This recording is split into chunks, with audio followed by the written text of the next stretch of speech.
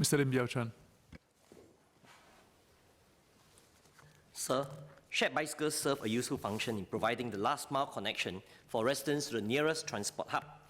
Thus, a resident who does not live near a bus stop or an MRT station can now pick a bicycle near his home and ride to the nearest bus stop or MRT station, and thereafter continue with his journey via the public transport.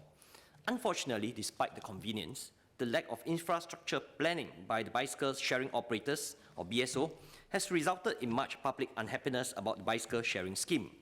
During my dialogues with residents of the private estates, I received so many complaints about bicycles that are parked in a haphazard manner and which obstruct others.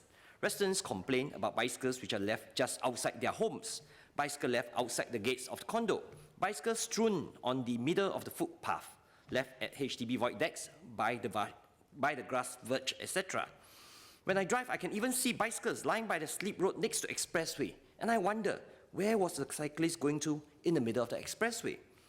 The general unhappiness seems to be the lack of proper parking places for the bicycles and the indiscriminate and inconsiderate dumping of bicycles. So I am glad the LTA has taken the feedback of many MPs at the last sitting and introduced the Parking Places Amendment Bill yesterday.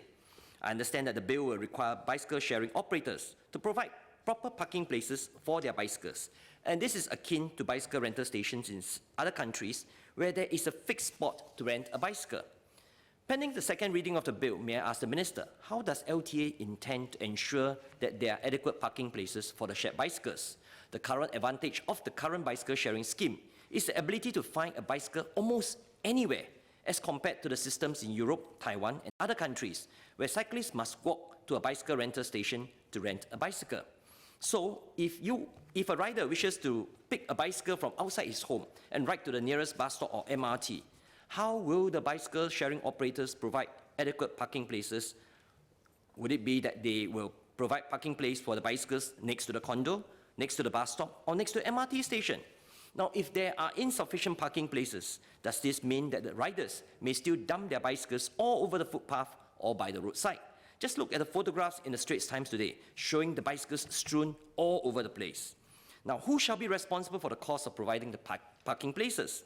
In my view, the responsibility of providing the parking places, or say, drawing yellow boxes, should lie with the bicycle sharing operators. They profit from the letting of bicycles.